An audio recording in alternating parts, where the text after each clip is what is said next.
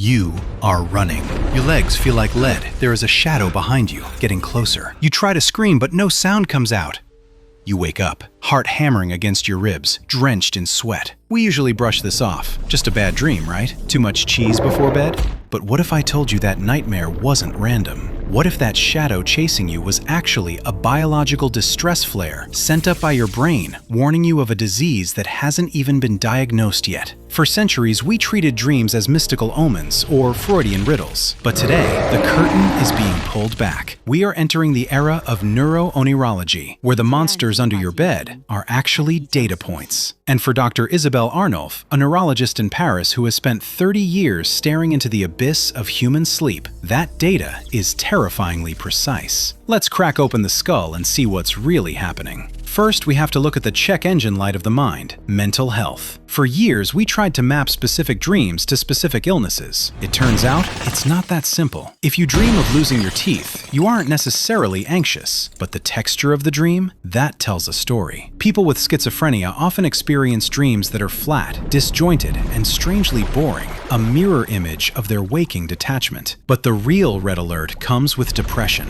Researchers found that the dreams of depressed patients are relentlessly negative. They are trapped in a loop of gloom. But here is the kicker. As antidepressants kick in, the dreams brighten. The chemistry of the brain directly changes the script of the movie playing in your head, but it gets darker. Recurrent nightmares in young people are now considered a critical warning sign for suicide risk, a predictor that doctors have missed half the time. These aren't just bad dreams. They are a siren. But let's go deeper, past the psychology, into the wiring. Ideally, when you enter REM sleep, the dream state, your brainstem paralyzes your body. It's a safety lock. You can dream about flying, but your physical body stays frozen in bed. But for some people, that safety lock is broken.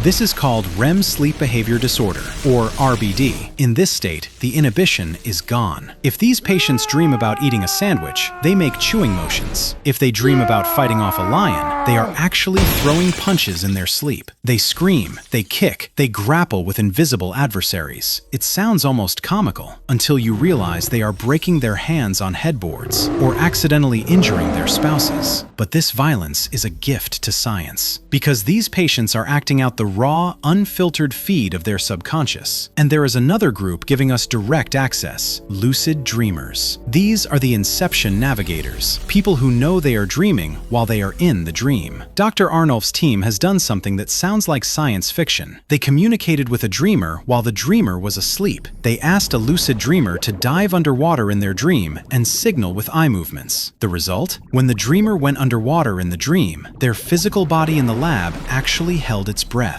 The physiological link is absolute. So why do we do it? Why do we dream? The leading theory comes from neuroscientist Matthew Walker. He calls it emotional digestion. Think of your brain as a therapist. During the day, you experience trauma, stress, and fear. At night, your brain takes those memories and strips the emotion away. It resets the amygdala, the fear center.